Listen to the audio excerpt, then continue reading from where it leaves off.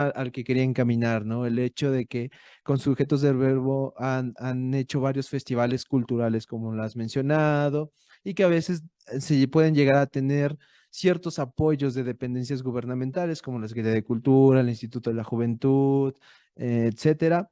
Ese es otro tema que me gustaría charlar contigo. ¿Tú crees que tiene que estar forzosamente peleado el ser rapero y colaborar con instituciones gubernamentales? No, hace mucho que Ujú, no creo nada cercano a eso. ujú. Eh, a mí me costó entender, igual que a la gente que critica ese tipo de cosas, que cada vez se dan más, o sea, cada vez hay más gente trabajando en estos proyectos, porque se ha abierto esa puerta, pero bueno, Y yo creo que es muy bueno.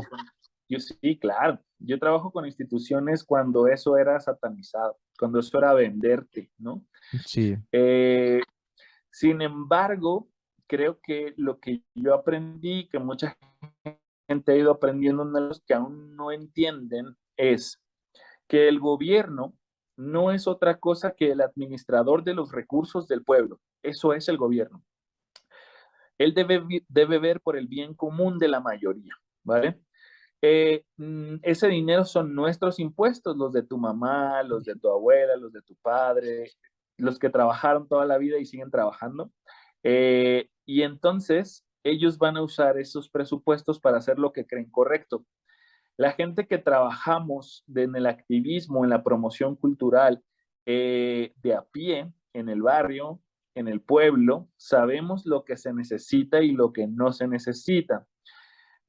Poner una alberca en un espacio que no es idóneo, que ya no se va a usar en 2 meses, En una casa hacer un privada. skate park, ajá, hacer un skate park mal hecho que costó 8 millones cuando sabes que eso no cuesta uno, etcétera. Todos esos proyectos que todos conocemos en nuestras localidades es lo que van a hacer con nuestro dinero.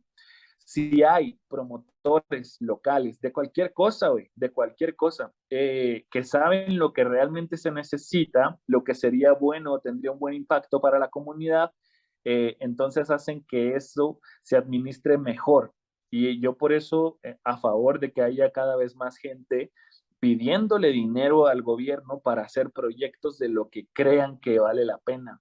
Vamos a hacer una carrera de bicis porque eso hace falta, venga. Vamos a hacer cascaritas de fútbol, necesitamos equipar, eso va a mantener a los jóvenes, venga. Vamos a hacer este proyecto de graffiti donde se van a abrir estos murales, espacios para la, venga, dales pintura, güey. Todo lo que tú puedas hacer que tenga un impacto real, pues es dinero bien aprovechado, güey. Si no lo hacemos como no lo hicimos durante muchos años, va a seguir yéndose a lo que alguien cree correcto detrás de un escritorio, la mayoría de las veces sin mucha sensibilidad a la realidad y sin mucho contacto con el pueblo y con el suelo y con la tierra. Güey.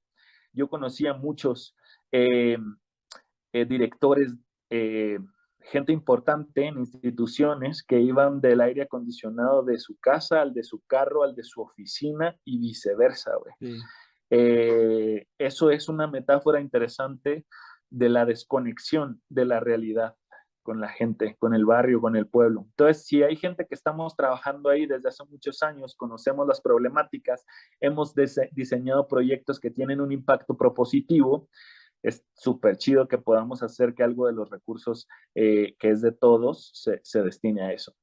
Que a mí se me hace muy interesante cómo ha crecido en los últimos años. Lo hablábamos en el primer capítulo que tuvimos, en la primera charla, que si no lo han visto, se lo vamos a dejar en los comentarios fijados para que vean el primer podcast que grabamos con Daniel, que literalmente fue nuestro capítulo número uno, incluso antes de llamarnos Detrás de. Pero se me ha hecho muy interesante porque cuando teníamos esa charla en el 2019 no había tantos proyectos en ese momento que resaltaran por colaborar o funcionar con instituciones gubernamentales. Estábamos hablando en ese momento de los talleres que se estaban dando, que estabas llevando a cabo para poder transmitir el rap como una materia optativa dentro de las secundarias, que es algo totalmente complicado. Si lo enfocas ya en un plano nacional, que hablamos de un territorio geográfico enorme, como lo mencionábamos en el bloque pasado, Sí. ahora, si le sumas meterlo como una materia optativa en las secundarias abiertas de México, en las públicas, pues hablamos de una tarea que no solamente lo puedes preparar en un curso, en un semestre, son años de trabajo y al día de hoy Sí, estoy muy orgulloso y me pone muy contento cuando veo a más compañeros anunciar talleres con otras sí, güey, instituciones, o sea, que es sí, normal, ¿no? Que al principio lo que iba a ser criticado iba a pasar por un proceso de cambio, por un proceso analítico en el que poco a poco se iban a abrir las puertas, iba a quitar como que esa restricción de no puedo trabajar con gobierno porque soy un rapero real, tomándolo desde nuestro enfoque, pero es muy sí, cierto eso que dices, ¿no? Al final de cuentas es dinero público que mucha gente cree que por no pagar como tal no tener un pago en el SAT, cree que no paga impuestos, pero todo lo que claro, compran automáticamente lleva impuestos. Si compras un refresco, lleva impuestos. Incluso la gente que le gusta asistir a nuestros eventos, si compras un boleto, estás pagando lleva impuestos porque sí, nosotros también tenemos que pagar esos impuestos. sí. Pero es muy cool. Y me encanta ver cómo ha estado creciendo todo este movimiento cultural desde dentro, porque antes a lo mejor la excusa era para que no te dieran ese apoyo es que son solamente grupos pequeños que les gusta el rap o grupos delictivos. Y actualmente se ve que somos todo lo contrario, el grupo pequeño para nada. O sea, si no somos el top uno en género en cuestión de números nacionalmente e incluso internacionalmente, porque si hablamos de Estados Unidos, lo son.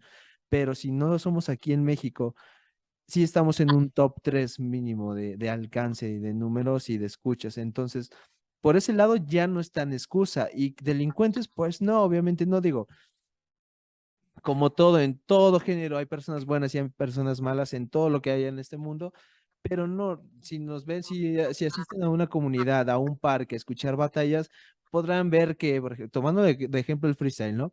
Que a lo mejor dentro de la batalla se dirán de cosas, pero terminando se están abrazando, están compartiendo un refresco, están compartiendo un cigarro, están compartiendo lo que sea, pero dentro de la armonía. Entonces, me da gusto ver cómo hemos evolucionado como movimiento.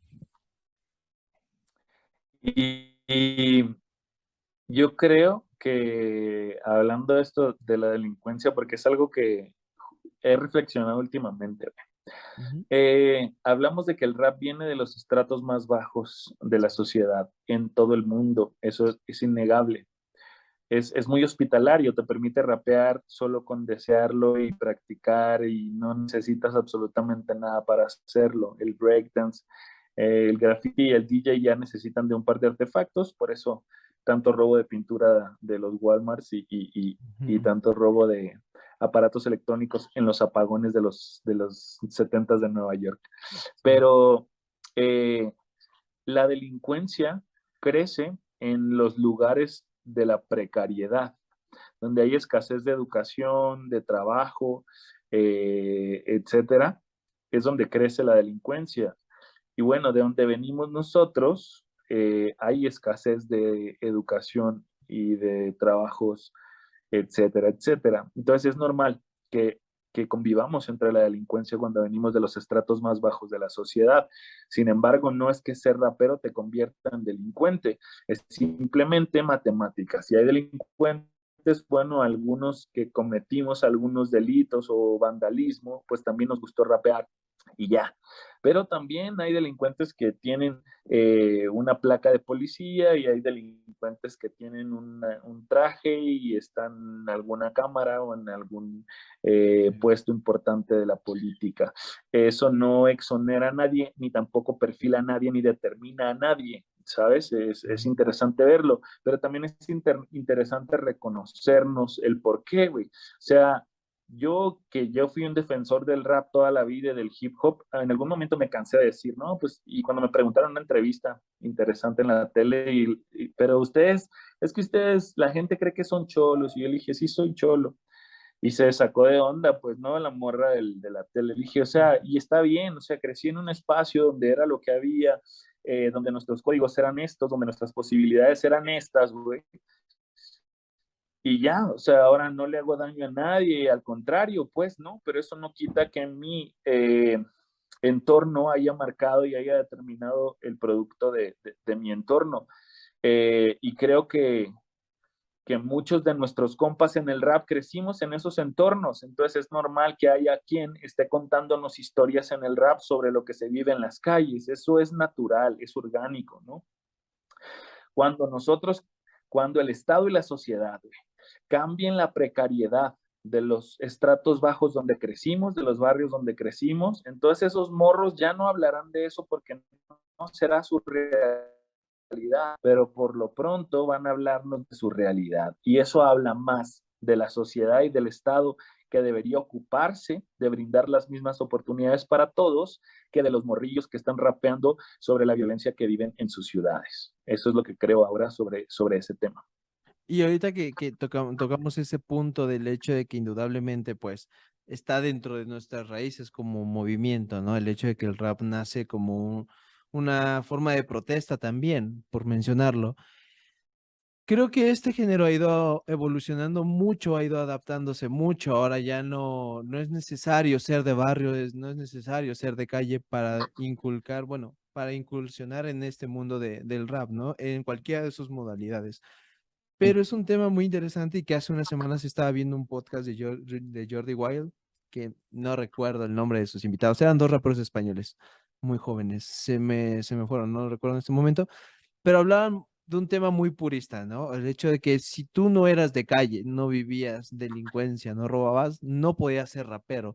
Son famosos, son muy reconocidos en España, no recuerdo, ahorita lo voy a buscar. No era el Ajax y el no sé quién. Ándale, ellos. Ujú.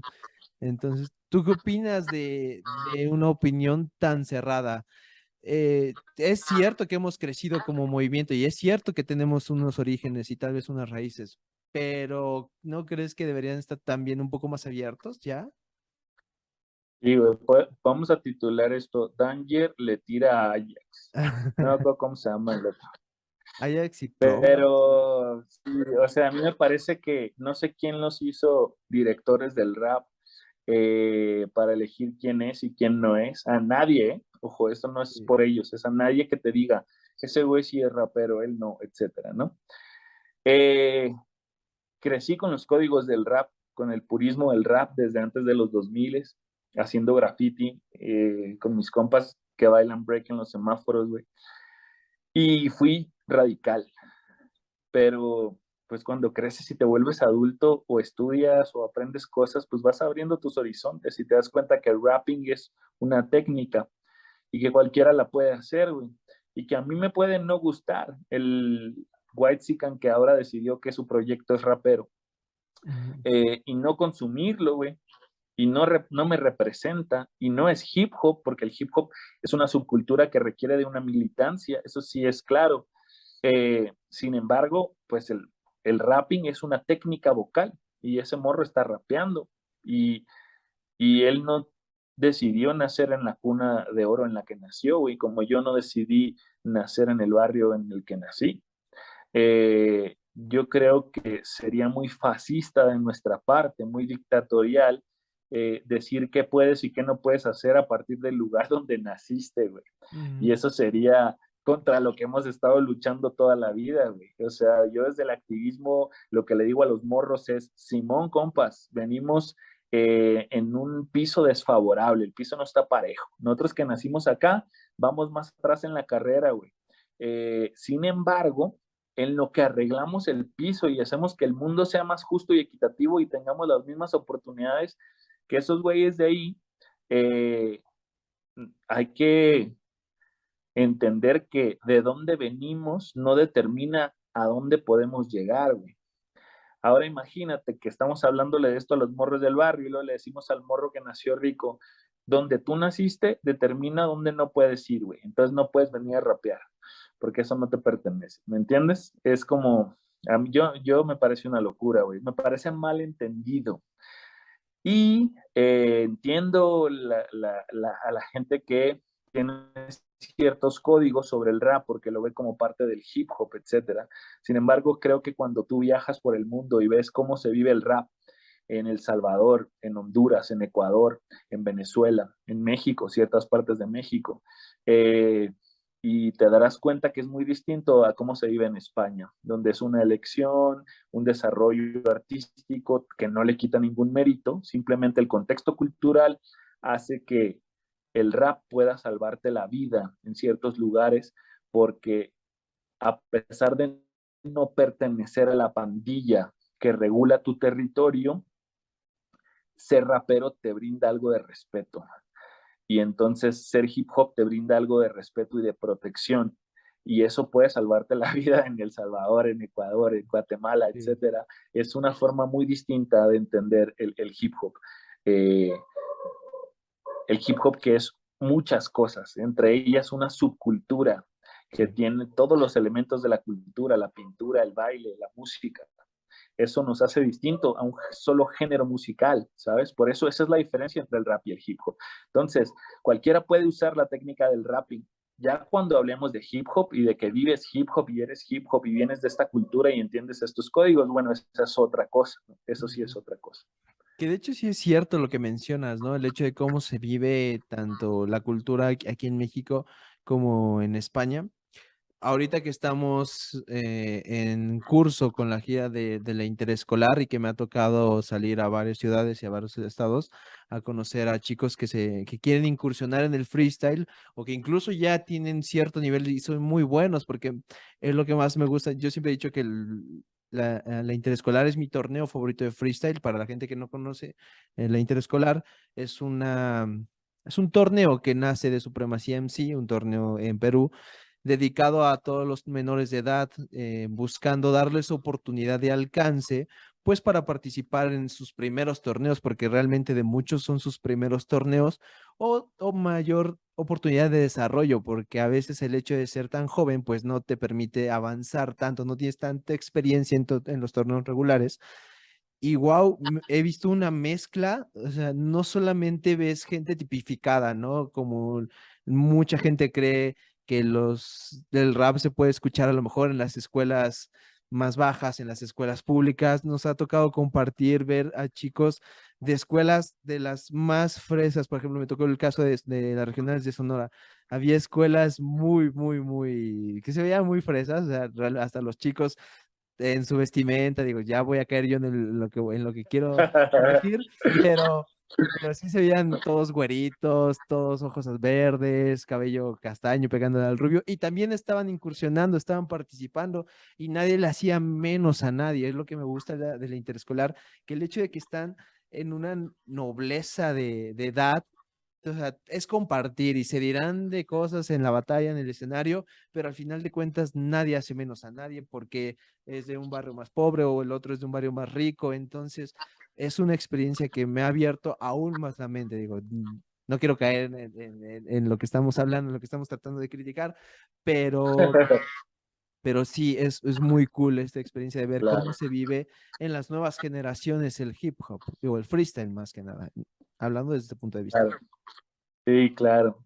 Todas las experiencias es que estos proyectos escolares, güey, que Ujú. son parecidos a los talleres en ese sentido, Sí. llevan, crean un espacio seguro, güey. Entonces, a muchos de ellos que no los dejan ir a los eventos que son más underground, en lugares escondidos a altas horas de la noche, donde hay sustancias, donde son para mayores de edad, etcétera, Ujú. etcétera, que les lleves este espacio seguro para competir, desarrollarse, foguearse, pues es maravilloso, güey. Sobre todo a mí lo que me conmociona son las morritas. Lo hablamos en el podcast Sí. pasado. O sea, que las niñas me dijeran, es que este es el primer lugar al que puedo entrar a conocer el rap y a desarrollarlo, porque a mí no me dejan salir a la calle, al parque, porque yo no puedo ir a la ciudad donde va a haber un torneo a 2 horas de mi casa, tomar un bus y quedarme a dormir en la casa de no sé quién, etcétera, etcétera, porque soy mujer, ¿no? Sin embargo, esto es un espacio donde sí puedo desarrollarme y es un espacio seguro dentro de mi escuela, etcétera, etcétera. Entonces eso para mí es genial. O sea, ese es el gran aporte de estos proyectos. Totalmente. Y justo que estamos tocando este tema como género, hablando de batallas de freestyle, porque muchos de los que nos siguen también son seguidores de las batallas de freestyle, hay un tema que me gustaría mucho comentarte o preguntarte. El hecho es de que se llegaba a escuchar muchos creadores de contenido mencionar la frase, el freestyle va en decadencia o el freestyle puede morir, ¿no? El freestyle ha muerto, Ajá, diría Nietzsche ahora, ¿no? ajá, exacto. Entonces, es cierto que venimos de un boom. ascendente brutal, o sea, los eventos ya no son para 100 personas, ahora son para 10,000, para 20,000 personas. Digo, algunos, no todos sigue habiendo eventos para 100, pero ya llegamos a esos números, ya los artistas ya tienen millones de seguidores en redes, pero de un tiempo para acá ha habido, no sé si una sobreexplotación de eventos, por así mencionarlo, pero Sí. el público sigue siendo el mismo en cuanto al público asistente y un público competidor. Me ha tocado verlo desde mi punto de vista como organizador. Siempre vemos a los mismos chicos peleando los torneos. A los únicos que están peleando el ascenso son los que viajan. Encontramos uno que otro diferente en cada torneo. Pero ¿crees que es necesario crear una cantera dentro de nuestro movimiento, dentro del freestyle mexicano? Bueno, no me esperaba esta última pregunta, güey. Ujú. Eh, Creo que se ha formado sola esta especie de cantera. Creo que ya hay nombres bien importantes. Tú ves los últimos tres en la lista de ascenso y a cualquiera de ellos los veo arriba haciendo lo genial, ¿no? Los últimos cinco, yo creo. Eh, que ahorita va a estar el Maye, el Sí, More, que ahora ya no se llama More. ¿Cómo se llama ahora? Pat Tony. Pat Tony, debe estar el Ari Carrillo, el Gonzo, Ujú. eh, por ahí no sé quién estará ahí Está peleándose otro lugar. Benz, está El Trova, Trova. Sí, hay hay. alguien más, hay alguien más que nos falta, que está ahí peleándose otro lugar. eh, Pero bueno, y esto me parece que esa cantera se forma sola. Yo sobre lo que me interesaría opinar es sobre esto de que el freestyle ha muerto. Las últimas tres jornadas de FMS México han sido sold out. La batalla de campeones de todos nuestros compas ha estado siendo sold out en Estados Unidos. sí, Eh, Vamos a los eventos, vemos los eventos, ciertos eventos fallan, claro, porque creo que lo que pasó es que los promotores y la gente que está alrededor del freestyle estábamos acostumbrados a que el freestyle se vendía solo. Esto decía la gente de God Level. El freestyle se vende solo, güey. Nosotros anunciamos y se vende. Ahora tienes que trabajar porque hay una competencia, güey. Como el freestyle se empezó a vender solo, se convirtió en una industria, en un business. Es sí, una cosa lógica del capitalismo. Y entonces hubo mucha gente, los principales inversores de proyectos grandes son ajenos al hip hop, les gusta el freestyle, les gustan las batallas, pero no crecieron donde crecimos nosotros. Es una realidad y no tienen nada de mal. Tienen posibilidades de capital que nosotros no teníamos para invertir y hacer crecer y darle seriedad a los proyectos. Entonces se convirtió en un business, una industria que está compitiendo con una sobreexplotación. Y creo que esa es la palabra clave, güey.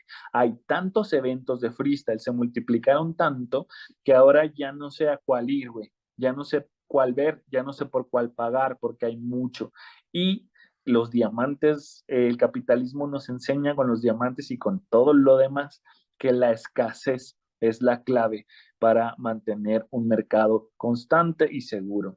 Yo escondo diamantes para que no bajen los precios. Cuando hay muchos, bajan los precios.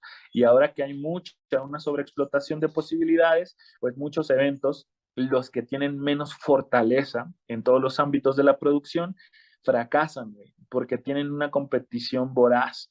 Hay una sobreexposición del freestyle. Eso no significa que el freestyle haya muerto, que tú te cansaste de ver batallas porque las llevabas viendo desde el 2019, 2017 y te emocionaste los primeros 3 años y consumiste todo y ahora ya no tanto, pues es normal, güey, también. sí. Nosotros llevamos consumiendo batallas desde el 2000 y Uf, desde el 2005 viendo videos de batallas. Entonces, sí, es normal que nosotros ya en el 17 no estuviéramos tan emocionados como tú y que la gente dijera, güey, ¿a poco no viste? Y yo, pues no, pero vi los highlights, güey. Pero es que también he consumido tantas batallas en mi vida, entiendo que tú vayas entrando a este movimiento y mucha gente entró. Y esta masa que entró muy emocionada, orgánicamente se empezó a bajar su emoción, güey, y por eso da esta sensación, pero sigue entrando más gente y está más vivo que nunca y cada vez viven más familias del Sí. freestyle, entonces estamos bien, nadie sabe lo que va a pasar, nosotros no sabíamos dónde iba a estar, qué iba a pasar con esto, siempre intentábamos adivinar, pero es un movimiento orgánico que nos dirá en el futuro qué es lo que suceda. Claro, totalmente. Y es que son dos vertientes, ¿no? Bien lo decías, que uno como público de ver tanto te llegas a cansar y es normal, no solamente en el freestyle ni en el rap. Obviamente si tú sigues a un artista y te escuchas, por ejemplo, Bad Bunny, te escuchas todo el disco, a lo mejor a la 30ª vez que te lo pongas ya no va a ser lo mismo, ya no te va a gustar tanto, a lo mejor incluso hasta le vas a saltar de canción, pero es muy normal. Digo, a lo Sí. mejor antes de esto nadie se imaginaba que iba a poder vivir bien de batallar, ¿no? De freestylear, hacer una carrera, tanto forjar como un patrimonio económico como poder hacer una carrera profesional que te pagaran, incluso te llevaran a otros países por hacer freestyle. Eran cosas que tú lo hacías por hobby, no por amor, porque te gustaba y porque convivías con amigos. Entonces decías, pues vamos ahora a tal lado a competir y se juntaban los mismos 6, ¿no? Por así decirlo, porque tampoco había tantos. Es bueno que se esté dando esta vertiente para crecer y lo hablaba con Chuti, el hecho de que crezca, a lo mejor se ve, pareciera ahorita de momento que estamos como en una pausa, en un release, en lo que a lo mejor de momento cuesta llenar un evento, a lo mejor se puede cancelar uno que otro, pero la fuente de trabajo, el hecho, lo que decías, que cada vez más familias viven de esto, es muy habitual, porque ya no solamente se abren puestos para los freestylers, se abren puestos para organizadores, para staff, para ventas, para management. Ahora ya son empresas que pueden manejar 10 freestylers, 10 raperos y esa empresa tiene que tener pues abogados que indirectamente están trabajando o remunerando del freestyle, ¿no?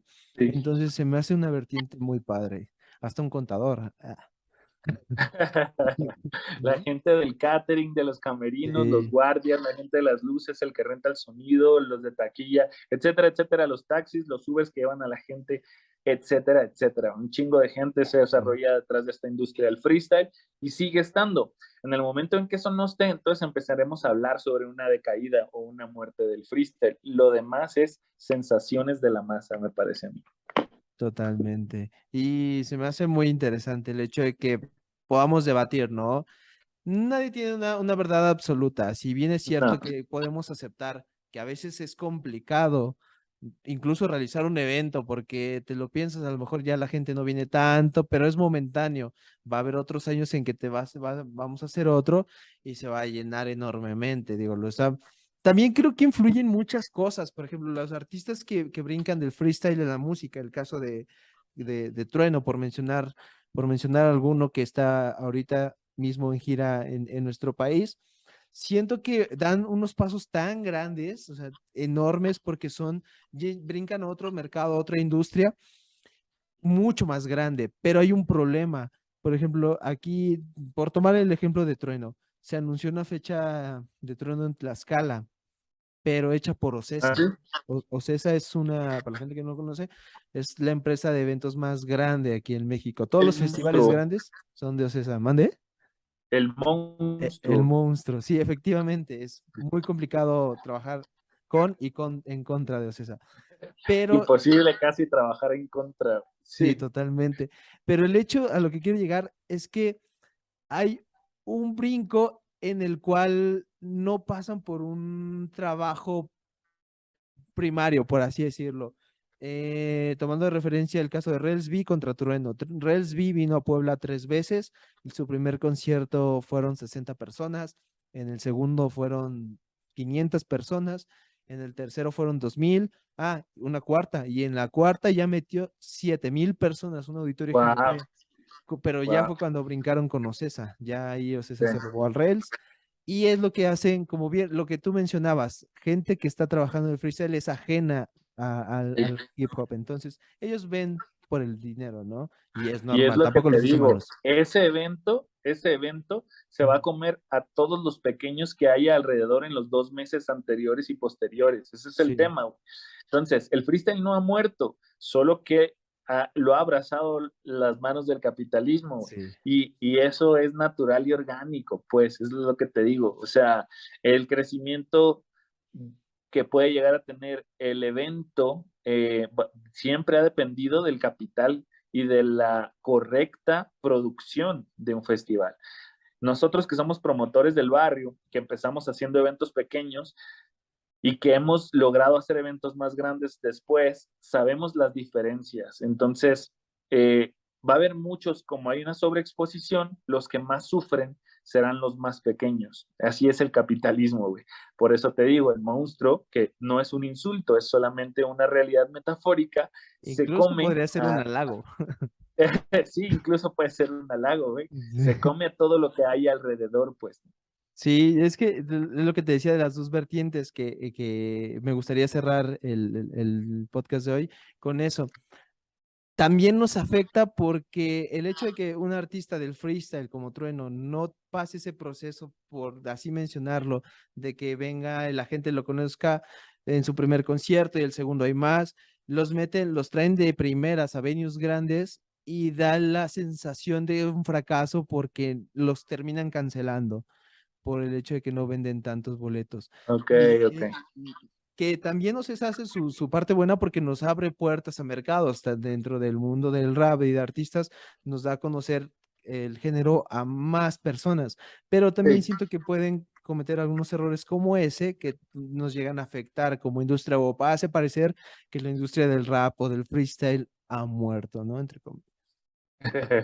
O no es seria, ¿no? Ujú. Cancelar eventos y ese tema, pues. Sí, pero bueno, esa era la reflexión con la que quería terminar el capítulo de hoy. Hermano, te agradezco muchísimo tu tiempo, como siempre, por todo lo que hemos trabajado juntos. Siempre nos brindas la oportunidad de colaborar o de charlar como el día de hoy y estamos muy agradecidos contigo. Hermanito, ya sabes que estamos en el mismo barco. Seguiremos haciendo cosas juntos ahí. Tú invítame cuando tengas algo y si tengo espacio lo hacemos. Gracias Claro. también por tu paciencia. No, a ti, Y bien. bueno, esperemos que algo de lo que hablemos ahí de las reflexiones le resulte interesante a la gente. Un abrazo para todos, ya saben, sigan compartiendo, comentando para que este podcast y este tipo de proyectos sigan adelante, que si ustedes no lo acompañan, no funciona. Entonces, pues bueno, son así de importantes, ¿no? Para que los proyectos sigan. Sí, pues a toda la gente que nos vio y nos escuchó, muchísimas gracias por habernos escuchado. Mi nombre es Jesús Aguilar. Les vamos a dejar en la descripción todos los enlaces a las redes sociales de Danger para que vayan, lo sigan y escuchen su música, que también tiene música y muy buena. Hay varias canciones que a mí en lo personal me gustan demasiado. Y ¿Cuál comento es que tu favorita, güey? la del disco, ay, se me fue el nombre, pero la del que sacaste cuando fuimos a, que tenías en Phoenix, que lo hablamos el podcast pasado con todas las referencias que tienes desde la portada del disco. De Moebius. De Moebius. Es que Ah, yo con claro. las palabras no soy, no No, y soy muy Moebius no está tan fácil, güey, ¿no? Moebius es una palabra alemana y compleja aparte. totalmente. Pero chido. Les vamos a dejar como recomendación el disco de Moebius, personalmente. Sí, Y sí. bueno, nos vemos en un siguiente capítulo. Muchas Nos gracias. vemos, hermanito. Paz.